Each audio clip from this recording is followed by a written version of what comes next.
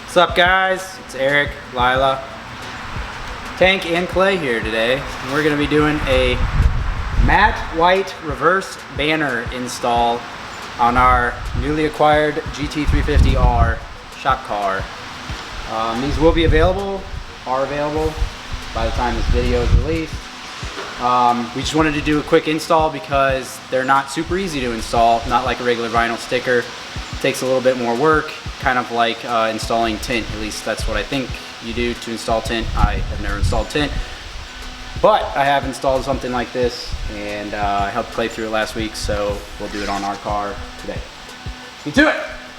So first step of the process, guys, you are going to want to clean your windshield, Windex, whatever you use to clean that there, even alcohol would work as well.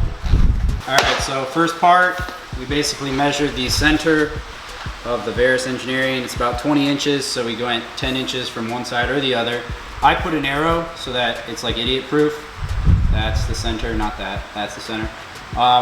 Generally speaking, we would put a center mark on the hood, but with these racing stripes, it is centered enough, or easy enough for us to find the center, so we're not going to do that. But if you don't have something that's centered, we would recommend measuring that, and then again marking it with some painter's tape. So as you can see what we did, we measured from the crease down because you want it to be level, you don't want it to be crooked. So roughly in our car it's about six and a half inches, I think it was. So we're going to mark that with painter's tape as well. And then what we're going to do with this kind of taped on where it's at, we've got a water soapy mix right here. Just a little bit of soap does the trick. We're going to lift this up and we're going to spray underneath it with our mixture, and then we're going to apply this wet.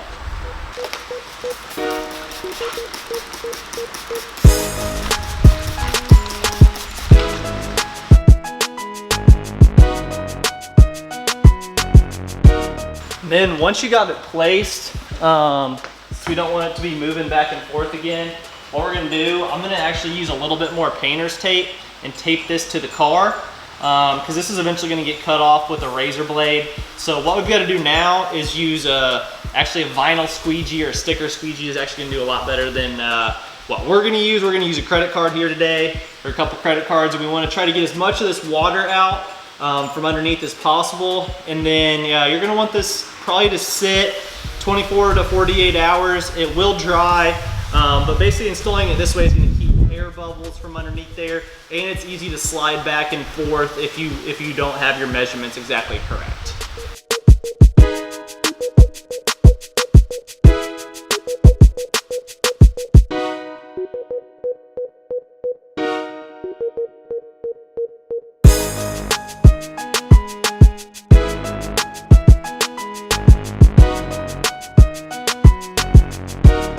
So what Eric is doing now, he is just cutting in the crease, and then once it dries a little bit more, we'll go over the very edge part of the windshield so you get your clean lines.